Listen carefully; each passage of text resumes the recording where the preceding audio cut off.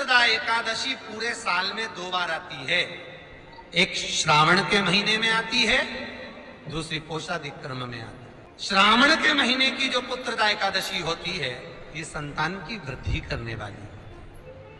शंकर जी के मंदिर में जाकर, भगवान शिव के मंदिर में पूजन करके घी का 1 कटोरी में घी और 1 कटोरी में खीर शंकर के सामने रख देते हैं।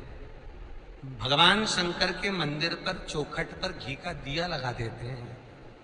शंकर जी की चढ़ी हुई 1 बेलपत्र साथ में रखें और 1 बेलपत्र को उठाकर शंकर जी के मंदिर की चौखट पे ही बैठ कर चबा चबा कर खा लेते हैं। जो 1 बेलपत्र लेकर आए हैं वो अपने पति को खिला देते हैं। कहते हैं पुत्रदा एकादशी के दिन ये कर लेने पर संतान की प्राप्ति हो जाती है, पुत्र की प्राप्ति हो जाती है। ये वो एकादशी जिसके घर में कमाने वाले 2-4 हैं, पैसा तो आ रहा है और घर में टिक नहीं रहा, डॉक्टर में, पुलिस में, एक्सीडेंट आदि में, कहीं गलत जगह पर व्यसन में अगर पैसा जा रहा है, जुए में, मांसाहार, मदिरा पान, या कहीं आया पैसा आने में कमी नहीं, आ रहा है पर टिक नहीं रहा, रुक नहीं रहा। कोई मांगने आ गया, दे दिया, फिर वहां से अपने पास नहीं आ रहा, अपन कह रहे हैं भैया हमारा पैसा लौटा दो, नहीं आ रहा। तो महाराज शिव महापुराण की कथा कहती है एकादशी के दिन गंगा के जल में मात्र 7 बेलपत्री डालकर जो नंदीश्वर भगवान अर्थात जो शंकर जी के शिवलिंग के सामने नंदी होता है, उस नंदी के चरण पर गंगा का जल चढ़ाकर बेलपत्री शिव पर समर्पित कर देता है, उसके घर में रुपया रुकना चालू हो जाता है। फिर वो गलत जगह पर नहीं जाता, गलत स्थान पर वो धन जाएगा ही नहीं। बेटा अगर व्यसन में पड़ा हुआ है, मदिरा पान में पड़ा हुआ है, मांसाहार में, जुए आदि में जा रहा है, तुम्हें लग रहा है कि मेरा बेटा गलत मार्ग पर जा रहा है, ये मित्र दोस्ती गलत हो रही है, वो सही जगह पर आ जाए।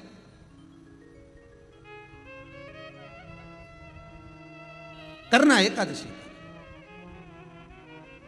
कई लोग इसको धन के लिए भी करते हैं, संपदा के लिए। संपदा के लिए अर्थात जिसका व्यापार नहीं चलता, जिसके घर में पैसा नहीं आता, या नौकरी नहीं लग रही, या सर्विस नहीं लग रही, आप अप्लाई कर रहे हो, जगह जगह जाकर इंटरव्यू भी दे रहे हो और पैसा नहीं आता, तो उसके लिए भी प्रयास किया जाता है। पर उसके लिए यहाँ पर जो धन के लिए करते हैं, उसके लिए विष्णुपदी के लिए करते हैं। मतलब जैसे गंगा के जल में तुलसी के 11 पत्ते डाले जाते हैं। कितने पत्ते डालते हैं? 11 तुलसी के पत्ते डालते हैं, और उसको किसी भी नारायण के मंदिर में, राम कृष्ण शिव, शंकर नहीं, राम कृष्ण, भगवान विष्णु, दत्त आदि जितने नारायण के मंदिर हैं, उस मंदिर में किसी भी पात्र में, एक छोटे से पात्र में उसको भरकर रखी जाते हैं महाराज। उससे भी जॉब, सर्विस, नौकरी में सफलता प्राप्त हो जाती है। परंतु वो भी एकादशी को ही होता है। कुछ देर तक पात्र को रखा जाता है, फिर वही पात्र का जल किसी भी वृक्ष के नीचे डाल दिया जाता है, उससे भी नौकरी के लिए फायदा मिलता है। गंगा का जल कोई साधारण नहीं। भागीरथ बाबा तब साधना में लगे, तो उनका हृदय, चित्त, वृत्ति, मन बाबा में लगे। देवराज ने मन लगाया नहीं, और नहीं लगाया, इसके बाद भी बाबा की करुणा देखिए कितनी हुई कि मरा, प्राण छूटे तो शिवधाम मिल गए। और उसके बाद भी बाबा की कितनी कृपा कि शिवधाम में भी जाने के बाद भगवान शंकर की सेवा में तल्लीन। शिव महापुराण की कथा कहती है, एक बिंदुक नाम का ब्राह्मण था जिसकी धर्मपत्नी का नाम चंचुला देवी था। चंचुला की सबसे बड़ी गलती एक थी, पति अगर कमा कर ला रहा है तो पत्नी का फर्ज है कि पूछे ये धन कहाँ से ला रहे हो, ये पैसा कहाँ से ला रहे हो, और लेकर आए हो तो इसको सत्कर्म में लगाओ। थोड़ा सा पैसा, 5 रुपये अगर पति कमा के ला रहे हैं तो उसमें से 1 रुपया निकाल लो, 54 निकाल लो। पर 54 भी कहीं सत्कर्म में, कहीं दान में, कहीं पुण्य में, कहीं हो रहा हो, कहीं सत्कर्म, उस जगह पर लगाने का प्रयास करिए। 54 निकाल, कमाई का एक भाग थोड़ा सा धर्मपत्नी का फल। धर्मपत्नी कहते क्यों है? क्योंकि वो धर्म के पथ पर लेकर चले।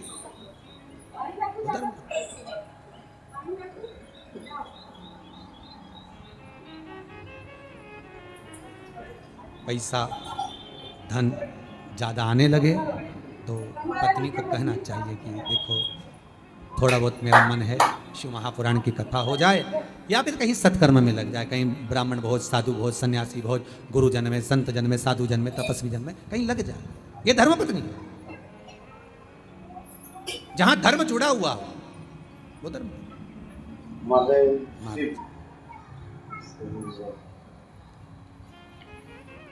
चंचुला देवी ने पूछा, पति आ रहा था धन चुरा कर लेकर, पानी में गिर गया, मर गया, प्राण छूट गया। पहले भी शिव पुराण में कहा 3 तरह से मरे हुए व्यक्ति की गति नहीं है, उसको मोक्ष नहीं है। पहला, पानी में डूब कर मरा हुआ। दूसरा, सर्प के डसे से मरा हुआ। तीसरा, स्त्री के हाथ से, नारी के हाथ से मरा हुआ व्यक्ति। इसकी गति नहीं है, मोक्ष नहीं है इसकी। इनकी गति केवल एक है, वो है शिव महापुराण की कथा। अगर कोई पानी में डूबकर मर भी गया है तो उसके परिवार का, उसके कुल का व्यक्ति अगर एक बार शंकर की कथा भले यहां आकर ना सुने, टीवी के सामने भी बैठकर सुन रहा है तो भी वो फल देगा, मोबाइल पर सुन रहा है तो भी वो फल देगा। एक अंश हम माताओं से निवेदन करते हैं, बार बार कहते हैं, स्त्री के गर्भ में अगर कोई कुंवारी अवस्था का मर गया, 3 महीना, 4 महीना, 6 महीना, 8 महीना, या जन्म लेने के बाद कुंवारी अवस्था में कोई शांत हो गया हो, कोई मर गया हो, तो महाराज हम बार बार कहते हैं कि जिंदगी में एक बार शिव महापुराण की कथा का रसस्वादन अवश्य करें। जिससे क्यों? क्योंकि शिव पुराण में, अन्य पुराणों में स्पष्ट कहा गया है, कुंवारी अवस्था में मरने वाले का ना तो पिंड होता है, ना तर्पण होता है, ना तिलांजलि होती है, ना ब्राह्मण भोजन करे तो उसका भाग मिलता है, उसको उसका लाभ नहीं मिलता। भले तुम तिलांजलि करो, तर्पण करो, कुछ भी करो, उसका भाग नहीं मिलेगा। उसको भाग तब मिलता है जब उसके परिवार का कोई व्यक्ति शिव महापुराण की कथा का रसस्वादन कर लेता है, कथा श्रवण कर लेता है। कथा सुनने के बाद उसको पिंड भी मिलने लगता है, ब्राह्मण भोज भी मिलने लगता है, उसको सारा सुख प्राप्त होने लगता है, वो जीव की गति हो। यदि कोई बुद्धि से विकलांग हो, विवेक काम नहीं कर रहा,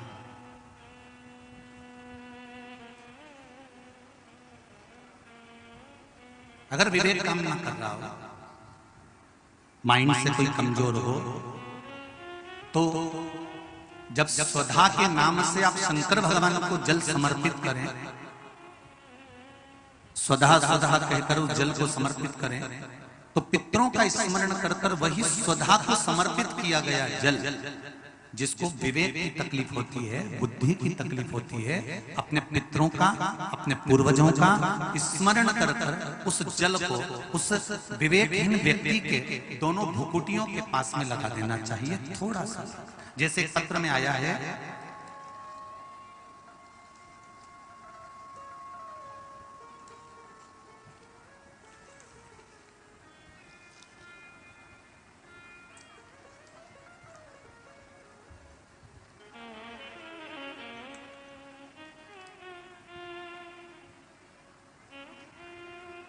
अमन मिश्रा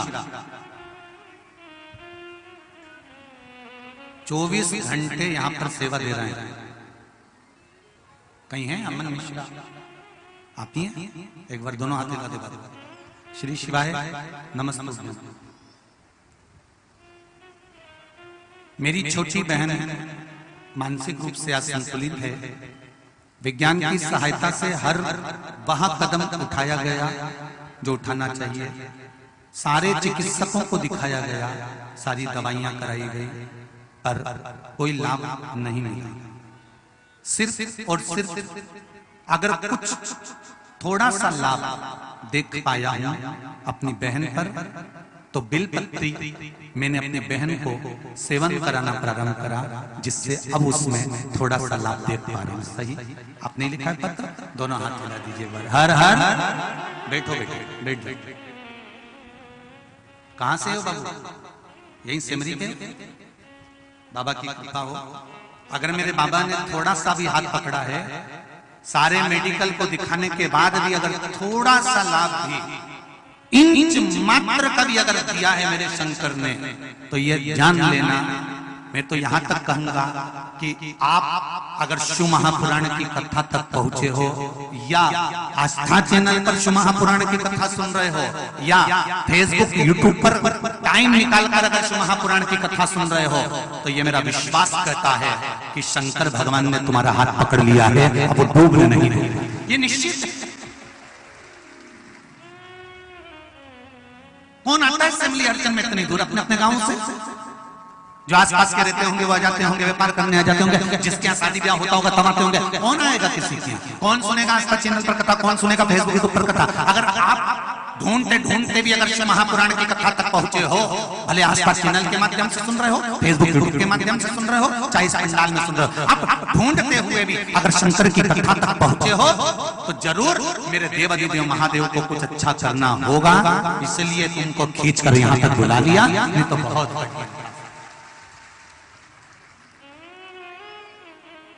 कहीं मेरे देवादिदेव महादेव को करना होगा। इंच मात्र भी अगर थोड़ा सा उसने हाथ पकड़ा है तो वो कृपा जरूर करेगा, वो जरूर कृपा। मैंने तेरे ही भरोसे ओ बाबा तेरे ही भरोसे हवा बिच उड़ती जावांगी बाबा डोर हथो छठी नामे कटी जावांगी ओ बाबा मेरी बदन भोले मेरी बदन हवा बिच उड़ती जावांगी बाबा डोर हथो छठी नामे कटी जावांगी। शिव ने अगर हाथ पकड़ाया विशेष करने मेरे ओघड़दानी ने, मेरे त्रिकालदर्शी ने, मेरे कैलाशी अविनाशी ने अगर हाथ पकड़ा है तो वो छोड़ेगा नहीं।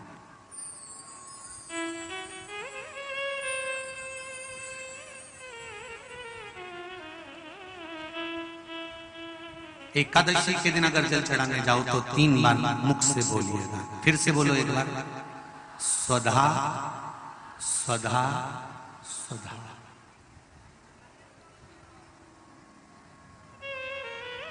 ज्यादा पितृदोष हो, ज्यादा तकलीफ चल रही हो, बहुत ज्यादा कष्ट में हो तो शिव मंदिर में बैठकर या घर के मटका परिंदा या पूजन वाली जगह पर बैठकर 12 श्लोक का सुधा स्तोत्र का पाठ भी कर सकते। ये पार्वती जी की नानी जी सुधा।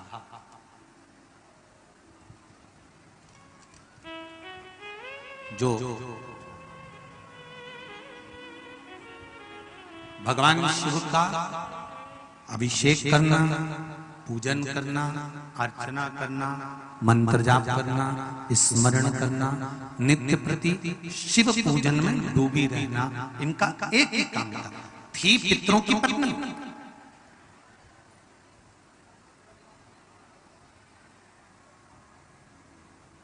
हैं पितरों की पत्नी, पर भक्ति में इनका बल बड़ा प्रबल है। एकादशी व्रत का सबसे पहला नियम है कि आप जिस दिन व्रत करो उसके एक दिन पहले भक्ति का संचार इस हृदय में कर लो। भक्ति का संचार इस हृदय में कर लीजिए। जिस दिन आप व्रत करो, जैसे एकादशी का व्रत कर रहे हो तो दशमी के दिन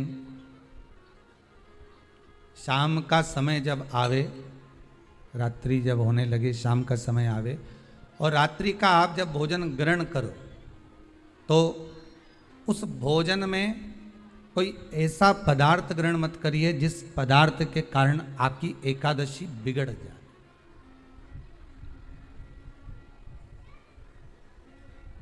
कोई बेकार भोजन में ग्रहण नहीं करना, श्रेष्ठ भोजन ग्रहण करिए दशमी के। और एकादशी का दूसरा नियम बहुत ध्यान से सुनिएगा। जिस दिन आपकी एकादशी का व्रत हो उस दिन प्रयास करिएगा कि अपने हाथ से किसी भी वृक्ष की कोई पत्ती टूटे ना। अपने हाथ से किसी भी वृक्ष की, पौधे की, किसी भी वृक्ष की पत्ती अपने हाथ से ना टूटे। बहुत ध्यान दीजिएगा महाराज।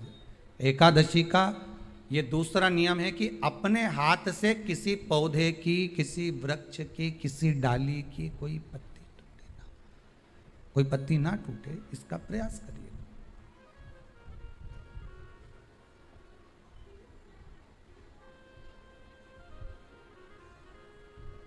कितना सुंदर व्याख्यान कहा है, कितना सुंदर वर्णन है महाराज कि मात्र एकादशी का व्रत कर लेने पर, मात्र एकादशी का व्रत कर लेने पर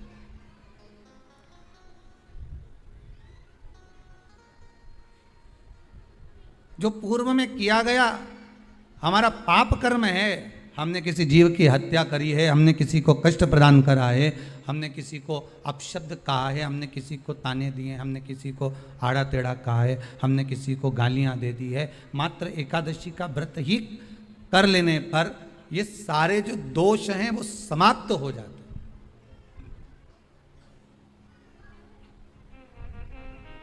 सारे दोष हमारे समाप्ति पर आ जाते हैं।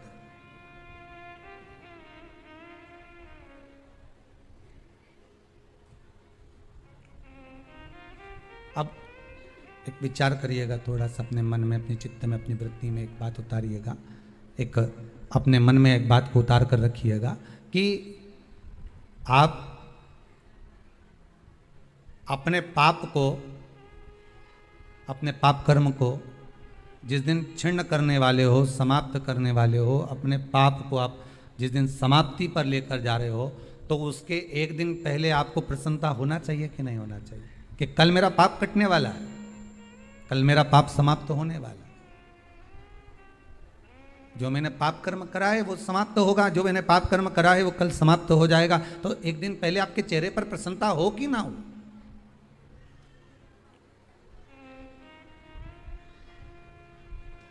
और चेहरे पर वो प्रसन्नता आपके आना चाहिए कि कल मेरा एकादशी का व्रत है, आज दशमी है, कल एकादशी का व्रत है, तो कल मेरी जब एकादशी का व्रत रहेगा तो मेरा ना जाने कितना कितना पाप, कितना कितना असत्य, कितना कितना झूठ, कितना कितना प्रपंच वो समाप्त हो जाएगा। इसमें मुझे प्रसन्नता हो, इसमें मुझे आनंदता हो।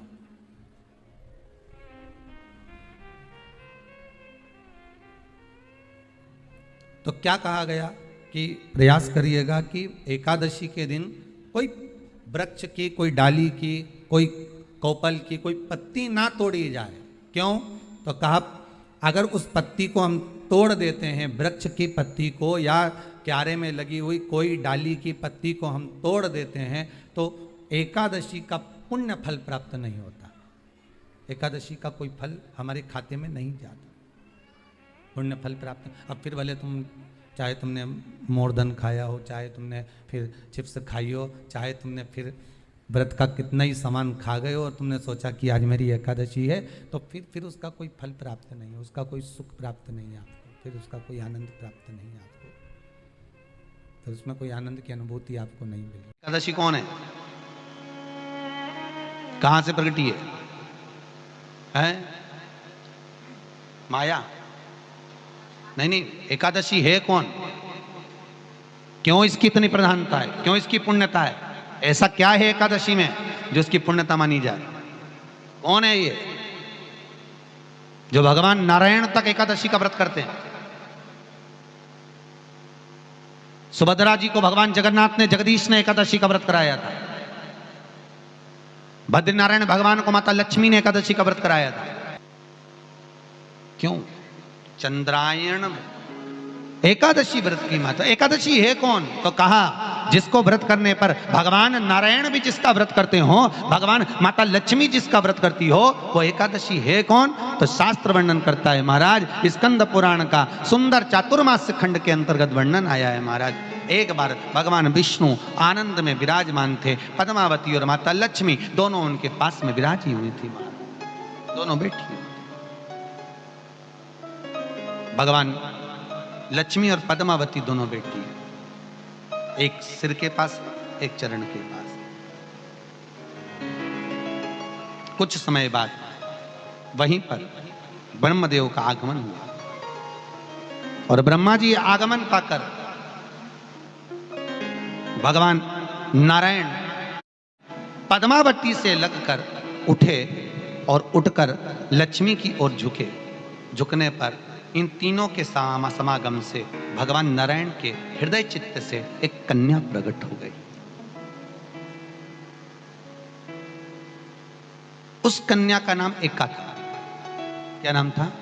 एका।